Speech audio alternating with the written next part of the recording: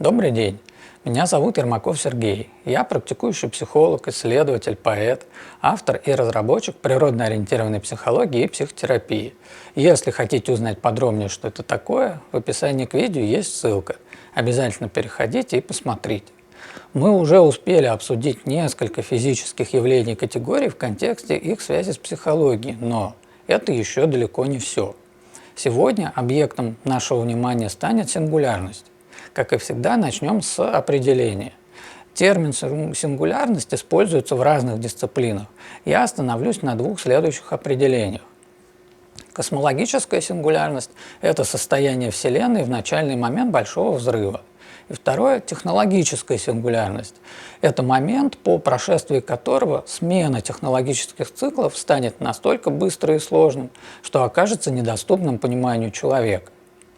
Если немного обобщить и попытаться сказать проще, то явление сингулярности описывает процесс непрерывного развития систем, в котором столь же непрерывно происходит поэтапное усложнение этих систем изнутри и усложнение взаимодействия систем с другими системами.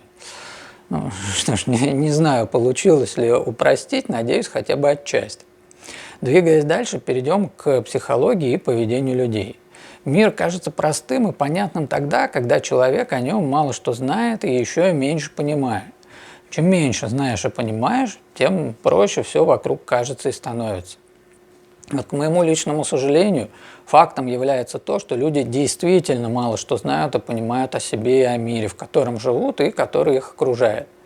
На основании отсутствия должных знаний и их понимания формируются иллюзорные, искаженные представления, которые ложатся в основу отношения к себе, к другим людям и к миру в целом. Результатом таких иллюзий становится упрощение, желание поиска простых ответов на любые по масштабу и трудности вопросы. Вот самый простой пример – это способ многих людей относиться к своему здоровью и визитам к врачу.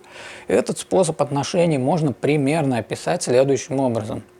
Да подумаешь, всего лишь голова болит, зачем идти к врачу? Здравоохранение у нас плохое, толку от больниц ноль, одни очереди. Я себя сам лучше знаю, просто выпью анальгин и все будет хорошо. Однако, не отменяя вполне резонных аргументов, человек забывает, что его организм очень сложная система и головная боль в совокупности с другими симптомами, о которых он даже, может быть, и не подумал, могут являться следствием большого количества серьезных заболеваний и состояний, о которых врачам известно, а ему нет. Или вот другой частый пример. Он относится к началу своего бизнеса. Да что там сложного может быть в открытии магазина? Место выбрал, кредит взял, продукты завез, продавца поставил, и все само будет работать. Только успевай деньги считать, продукты же всем нужны. Да, конечно, торговля продуктами не самый трудный бизнес, если ничего не знать об экономике, хотя бы об экономике города. Если не иметь детального представления о том, каковы в принципе издержки предпринимательства, сколько всего нужно учитывать, скольким требованиям придется соответствовать и насколько невелика вероятность успеха, даже в среднесрочной перспективе, не говоря уж о долгосрочной. И подобных примеров поверхностного и искаженного восприятия сложных систем и процессов можно привести сколько угодно. Про отношения, образование, политику, религию, иностранные государства. Сами можете поупражняться.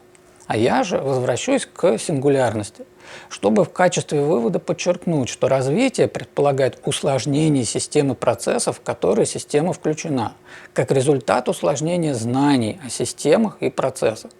Этот путь проходит Вселенная с самого первого мгновения своей жизни. Этот путь проходит человечество как вид и общество как продукт творчества людей. Стремление искать простые ответы понятно, но столь же понятно, что их попросту нет.